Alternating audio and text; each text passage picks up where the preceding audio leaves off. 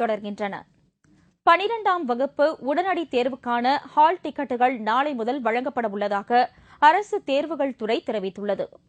இது தொடர்பாக மண்டல தேர்வுகள் துறை இணை இயக்குநர் வெளியிட்டுள்ள செய்தியில், கடந்த மார்ச் மாதம் நடைபெற்ற 12ஆம் வகுப்பு தேர்வில் பங்கேற்று தோல்வியடைந்தவர்களில் பள்ளிகள் மூலமாக உடனடி தேர்வுக்கு விண்ணப்பித்தவர்கள் தங்கள் பள்ளிகளில் நாளை முதல் வியாழக்கிழமை வரை ஹால் டிக்கெட் பெற்றுக் கொள்ளலாம் என தெரிவிக்கப்பட்டுள்ளது.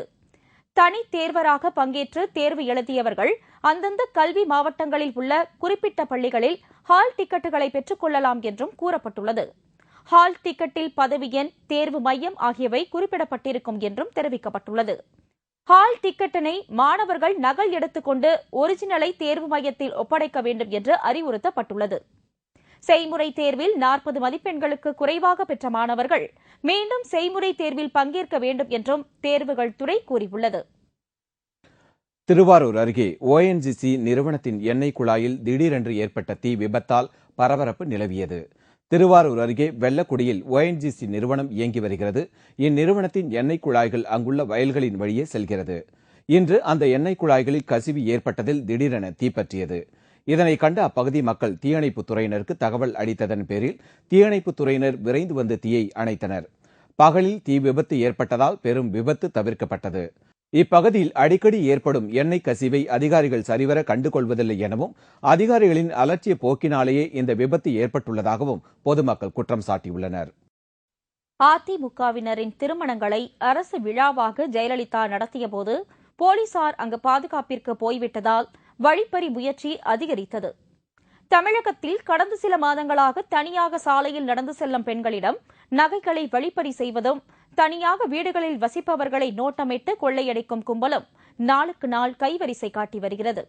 குற்றவாளிகளை பிடிக்க வேண்டிய காவல்துறையினர் ஆளும் ஆட்சியாளர்களின் விளம்பர பலகைகளுக்கு பாதுகாப்பளிப்பதும், வாகனங்களை மடக்கி வசூல் வேட்டையிலும் தான் குறியாக இருந்து வருகின்றனர். கடந்த 2 நாட்களாக சென்னை மாநகரில் உள்ள காவல்துறையினர் அனைவரும் முதலமைச்சரின் நிகழ்ச்சிக்காக பாதுகாப்பிற்காக சென்றதால் பல்வேறு இடங்களில் வழிப்பறி மற்றும் கொள்ளை சம்பவங்கள் அரங்கேறியுள்ளது. சென்னையில் மையப்பகுதியான எழும்பூரில் உள்ள காவல்துறை ஆணையர் அலுவலக வாசலிலேயே இன்று பட்ட பகலில் பெண் ஒருவரிடம் வழிப்பறி கொள்ளையன் தங்கச் சங்கிலியை பறித்துக் கொண்டு தப்பி ஓட முயன்றான். அப்போது அருகில் இருந்தவர்கள் திருடனை மடக்கி பிடித்து போலீசாரிடம் ஒப்படைத்துள்ளனர். ஆணையர் அலுவலக வாசலிலேயே நடந்துள்ள இப்படி ஒரு துணிகர வழிப்பறி கொள்ளை முயற்சி சென்னை நகர மக்களை பெரும் அதிர்ச்சிக்குள்ளாக்கியுள்ளது. சென்னை போலீசாரின் வேலையே ஜெயலலிதாவிற்கும் அவரது பேனர்களுக்கும் பாதுகாப்பாக நிற்பதுதான். எனவே நகரில் வழிப்பறி கொள்ளைகள் அதிகரித்துவிட்டது. கோவை ராமநாதபுரம் கருணாநிதி நகர் பகுதியில் வசித்து வரும் நேதாஜி என்பவர் தனது வீட்டை பூட்டிவிட்டு குடும்பத்துடன் சென்னை சென்றுவிட்டு திரும்பிய போது அவரது வீட்டின் பூட்டு உடைக்கப்பட்டு வீட்டில் இருந்த 10 பவுன் நகை திருட்டு போயிருந்தது.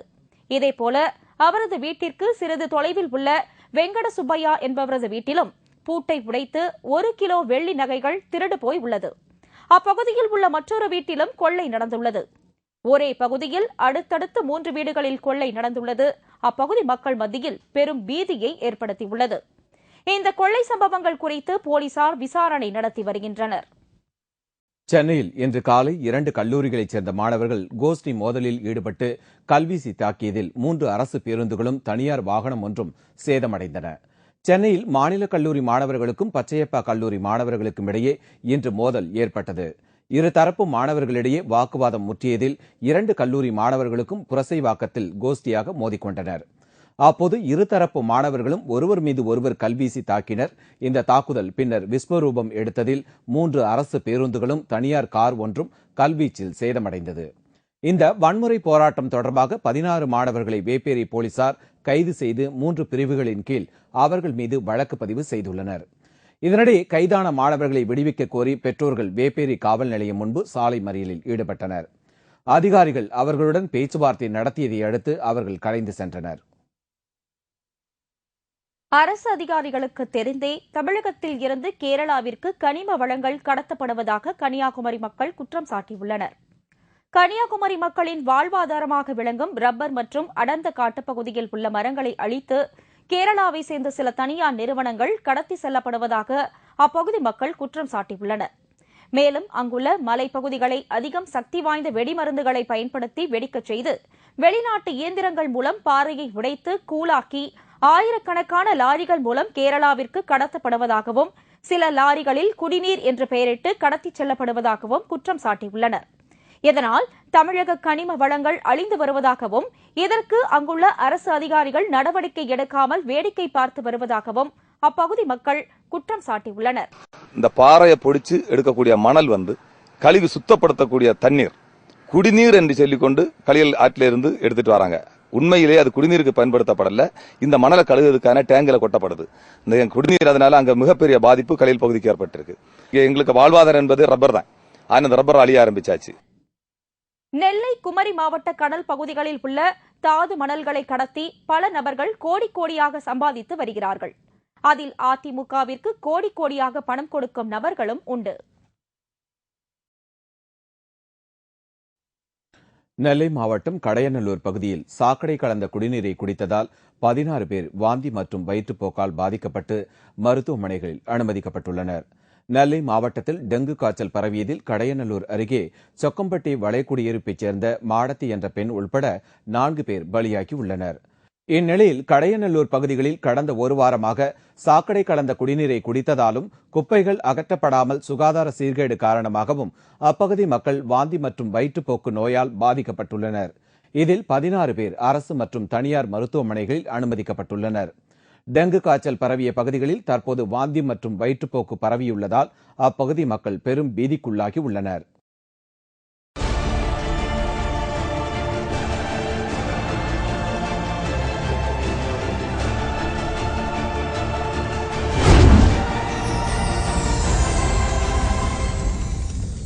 ஆச்சரியம், ஆனால் உண்மை. நவராத்திரி என்னும் படத்தில் நடிகர் சிவாஜி கணேசனின் 9 வேடங்களை நாம் பார்த்திருக்கிறோம். அந்த 9 நவரசங்களையும் சின்னஞ்சிறு குழந்தைகளே வெளிப்படுத்தியிருக்கும் ஆச்சரியத்தை இதோ பாருங்கள்.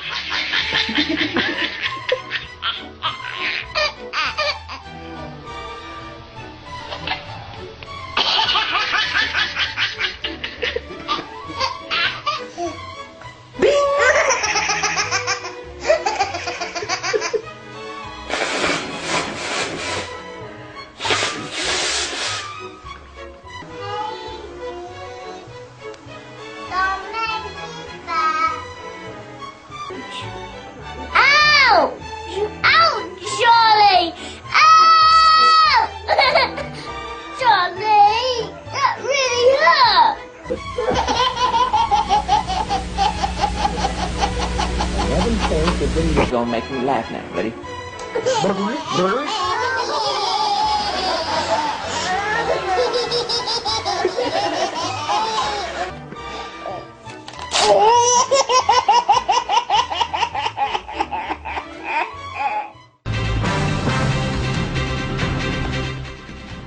பாகிஸ்தானில் பேருந்தில் வெடிகுண்டு வெடித்து 3 மாணவர்கள் பலி.